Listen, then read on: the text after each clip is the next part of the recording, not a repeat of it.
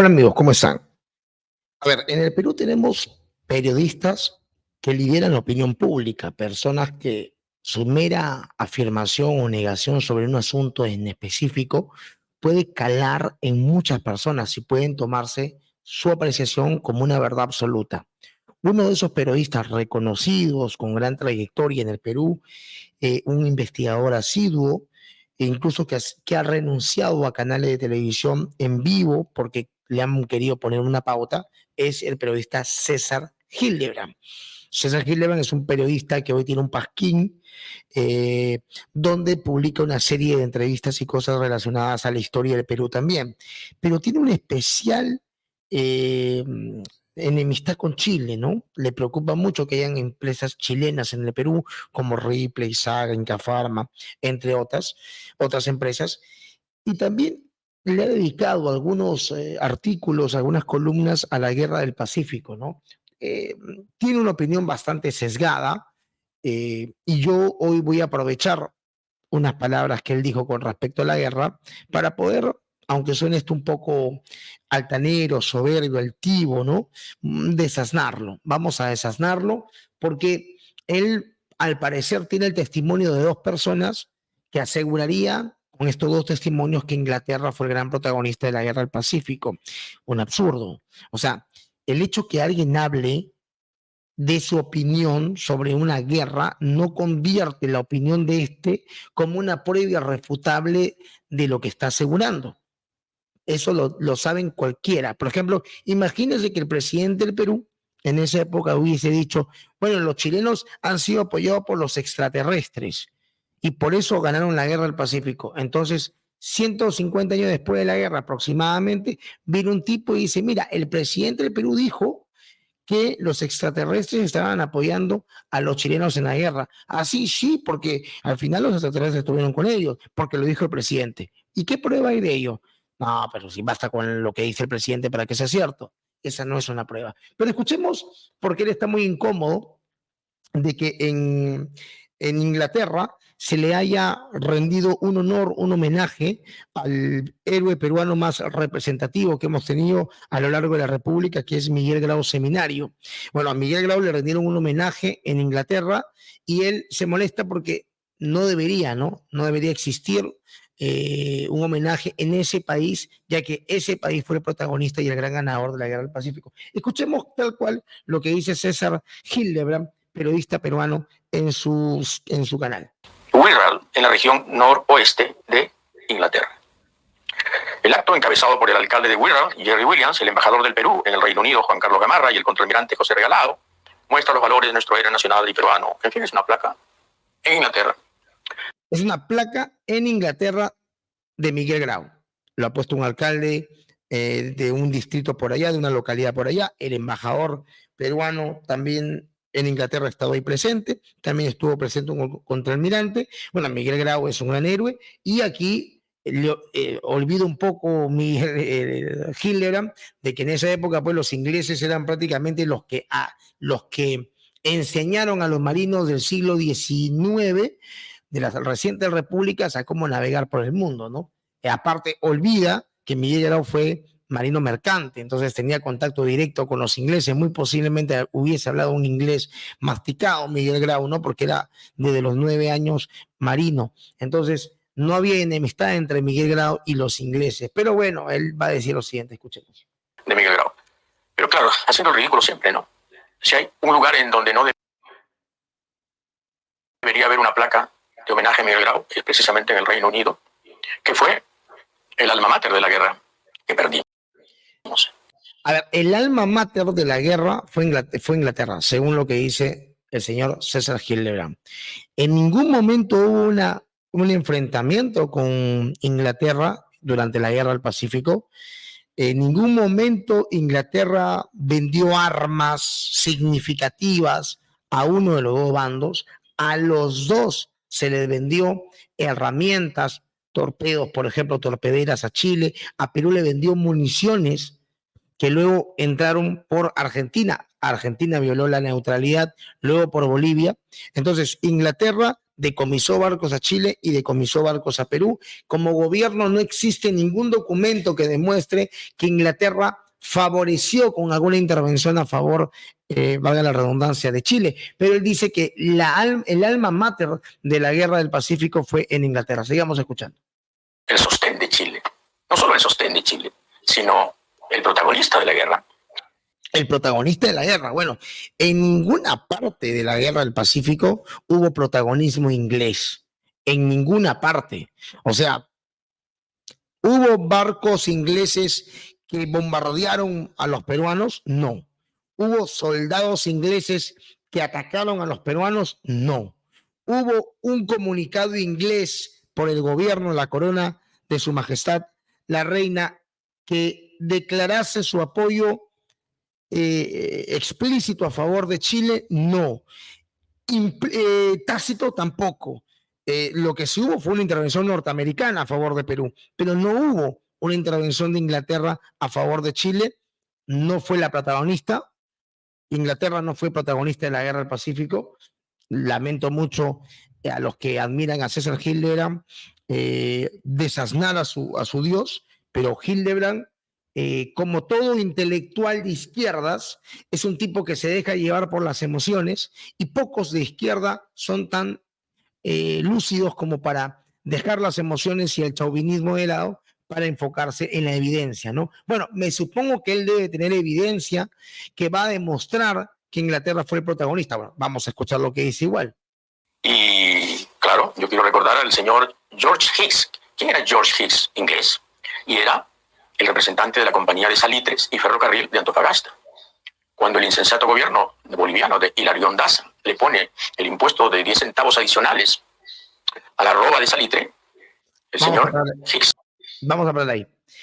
Él era uno de los representantes de la Compañía de Ferrocarriles Antofagasta, que se encontraba en Antofagasta en ese momento.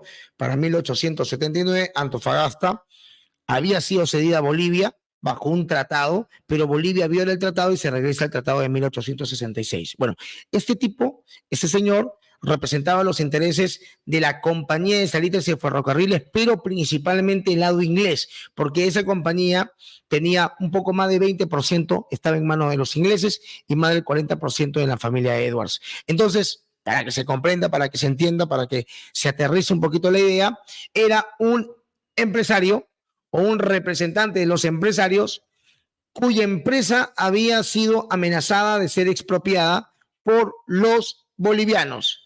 Un impuesto que violaba el tratado de 1874 de 10 centavos. Hubiera sido un centavo, igual no tenían por qué pagarlo. Cuando Chile se negó a pagarlo como empresa, entonces vino Hilarión Daza y los embargó matonescamente. Los expropió como un matón, como un salvaje, como un ladrón. Y lo que hizo Chile fue pedirle apoyo a su gobierno, que inmediatamente, como todos los gobiernos tienen que hacer, puso las cosas en su lugar. Entonces, el tipo, del que habla George Hicks, tiene una opinión, por supuesto, su opinión, vamos a escucharla, la opinión de él podría ser utilizado como una evidencia palmaria de la intervención inglesa a favor de Chile en la guerra del Pacífico. No, evidentemente que no, pero es sí manisquía que el tipo aquí, el periodista peruano César Hildebrand, mi paisano, pues utilice el comentario de un empresario o el representante de uno de los empresarios como algo que demostraría la intervención inglesa en la guerra del Pacífico, nada más. Iluso, descabellado y limitado intelectualmente, poco serio también para utilizarlo en una conversación o en este caso en una exposición.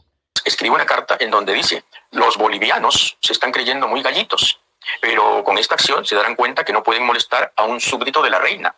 Y con esto también los chilenos se darán cuenta de que les conviene tener a los ingleses de su lado.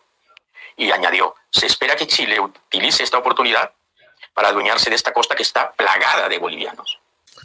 A ver, vamos a empezar por partes. En primer lugar, súbditos de la reina eran todos aquellos que reconocían a la reina, obviamente, como o sea, eran todos, pues, prácticamente los que estaban en Inglaterra y fuera de Inglaterra, pero que pertenecían al Reino Unido. Entonces, ser súbdito de la reina no era ser trabajador público de la reina, era ser un ciudadano al servicio de su reina. Eso es en cualquier parte del mundo donde hay rey. En esa época, por lo menos, las cosas cambiaron un poquito, era natural. Número dos, las opiniones de un representante son las opiniones de un representante. No es un comunicado oficial del gobierno inglés, es la opinión de un tipo. La opinión de un tipo sobre los hechos que están aconteciendo. Miren, para que se den cuenta de lo equivocado que estaba el tipo, porque dice que la costa estaba plagada de bolivianos. Falso. Para la época de 1879, el 95% de los pobladores de Antofagasta eran chilenos. Entonces, para que se den cuenta que la opinión de este señor George Hitz es absolutamente sesgada, no coincide con la realidad, está alejada de la objetividad y es simplemente un tipo que quiere salvaguardar los intereses económicos para los que ha sido contratado por una empresa por la que fue contratado. Evidentemente, si yo trabajara para, no sé, una empresa privada y el gobierno les quiere embargar o los quiere expropiar en este caso, bueno, yo voy a referirme obviamente a ese gobierno de la peor manera, porque está expropiando una empresa para la que yo trabajo y me contrata justamente para eso. No tiene eso nada de raro, pero es la opinión de él. No es una afirmación veraz de lo que el gobierno británico quería saber. Y repito esto, el 95% eran chilenos, no estaba plagada la costa de bolivianos. Ahora el 95% de los que viven en Antofagasta son colombianos y venezolanos, pero en ese momento eran más los chilenos que los bolivianos. Así los detestaba. Efectivamente, el 14 de febrero de 1879, con el pretexto de los 10 centavos, Chile, empujado por el Reino Unido, invade Antofagasta.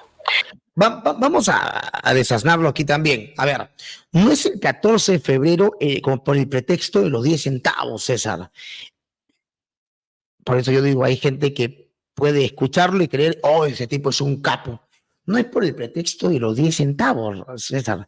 Te olvidas que el 1 de febrero, cuando no se pagó, el gobierno de Hilarión Daza los embargó, los expropió y el 14 iba a subastar la empresa.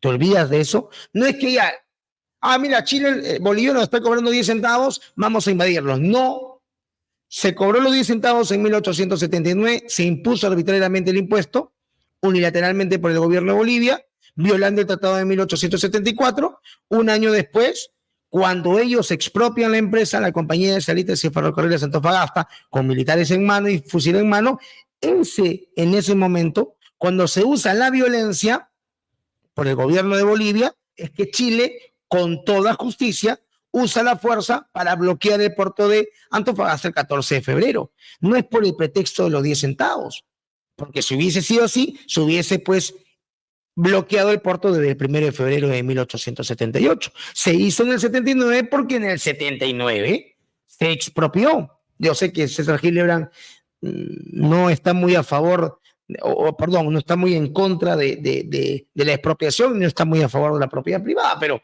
de ahí a saltarte la historia, ese pequeño detalle de la expropiación, hay que decirlo, porque estás falseando la historia o estás obviando acontecimientos previos que demostrarían el objetivo de Chile en ese momento, que fue recuperar la empresa y regresar al tratado de 1866. ¿Y qué dijo James Blaine, secretario de Estado? ¡Wow! Me citó a James Blaine. James Blaine era secretario de Estado norteamericano. Estados Unidos e Inglaterra habían, como todos sabemos, habían tenido en el pasado una guerra. Los ingleses los habían devastado durante mucho tiempo y ellos se habían independizado a finales del siglo XVIII, los Estados Unidos de Norteamérica. Y este nuevo país, que eran varios estados juntos, tenían una política que se conoce como la política de Monroe, América para los americanos. Pero en realidad eso significa América para los norteamericanos. Por consecuencia, todos los recursos que existen en América o en Sudamérica tenían que servir a los intereses gringos norteamericanos. Entonces Estados Unidos necesitaba los recursos del Perú. Eso es evidente por los tratados, por los convenios que intentó firmar James Blaine. James Blaine nunca demostró o mostró una sola prueba de la supuesta intervención de Inglaterra que va a firmar, y también es importante decir que él fue enjuiciado por un tema de corrupción, estuvo vinculado con temas de corrupción, por lo que él va a ser luego investigado. El presidente norteamericano James Garfield, que dijo James Blaine, Los banqueros ingleses fueron los causantes de la guerra contra Perú. ¿Prueba de eso? Ninguna. Ninguna prueba hubo. Pero bueno, sigamos. Estuvieron envueltos en todo. Los buques que destruyeron a la marina peruana fueron financiados por Inglaterra. Esta fue una guerra de Inglaterra. Eso, por ejemplo, es, si bien es cierto, los buques que Chile tenía fueron construidos en Inglaterra, la Independencia y el Huáscar también se construyeron en Inglaterra, y eso no quiere decir que Inglaterra nos ayudara. No, eso es un absurdo. Eso es otro absurdo. O sea, porque lo dice James Blaine es, no, si lo dice James Blaine, no hay nada más que hablar. Bueno, falacia la autoridad. O sea, porque él lo dice, se acabó. Bueno, no tenemos que discutir nada. No hay pruebas que demostrar entonces o mostrar. Inglaterra en contra del Perú, usando a Chile como instrumento. Chile no habría iniciado este conflicto si no fuera por el respaldo del capital inglés. Blaine, secretario de Estado. El presidente Garfield, que poco después sería asesinado. El Perú perdería un apoyo importante, porque después de Garfield vino otro presidente que dijo... Bueno, eso es un pedacito de lo que César Hildebrand, periodista de gran trayectoria en el Perú, a quien yo he criticado abiertamente muchas veces, porque no me parece un tipo, a mi juicio, que sea objetivo, pero aquí creo que se queda claro y demostrado que no sabe de historia, al menos no sabe interpretar los hechos históricos, ¿no? Le falta un poco la interpretación, ¿no? Como no encuentras pruebas, entonces te basas en dichos, ¿no?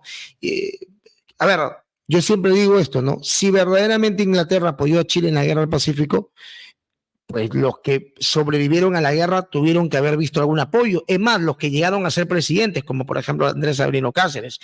Cáceres tuvo que haber sabido de la intervención inglesa, porque él estuvo en la guerra y luego fue presidente.